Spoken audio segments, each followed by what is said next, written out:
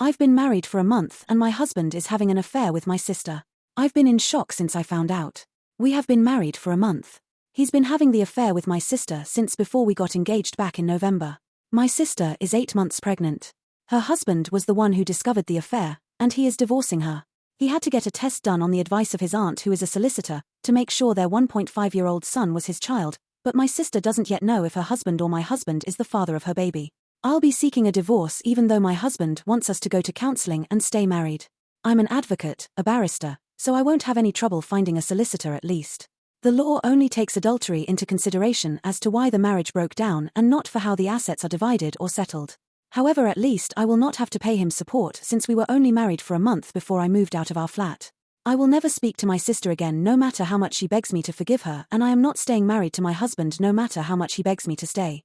I don't believe either of them when they say they are sorry. Not one bit. Update, April 19, 2025, 10 months later.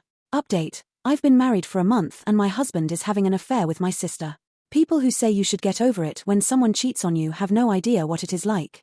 Last June I, F37, found out my husband, M39, was having an affair with my sister, F27. I had been married for a month. Their affair began before I was engaged. My sister's husband, M27, was the one who first found out. When it was discovered, my sister was about 8 months pregnant with a baby girl, and it turned out my ex-husband is the father. Apparently he was furious when he found out because he didn't want children. My ex-husband and I met in an online dating group for people who don't want children, or to date people who have children from former relationships. My ex-husband and my sister both begged me to forgive them. My sister said she can't help it that she fell in love with him, and my ex-husband said he couldn't be blamed for what happened. I couldn't believe they thought what they did could be forgiven and forgotten. My ex-husband didn't want a divorce, and neither did my sister from my former brother-in-law. I'm divorced now.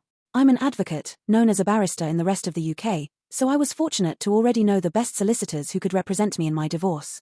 Since I was only married for a month before I sought a divorce and moved out of our flat, I did not have to pay my ex-husband maintenance and the divorce did not take long. It's a different story for my sister and my former brother-in-law.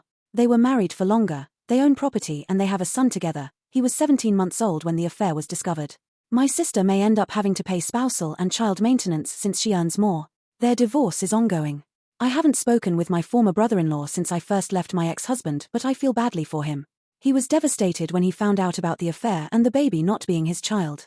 He didn't deserve any of that. People who say you should just get over it when someone cheats on you have no idea. I have never felt pain like this before. It wasn't even just emotional.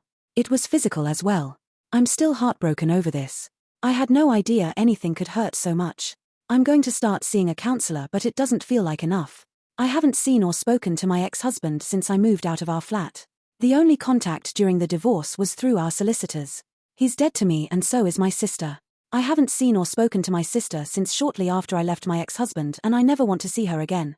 She's dead to me. I don't think I'll ever heal from this. I'm fortunate my parents, my other sister and most of my family support me and have disowned my traitor sister and no longer have contact with her.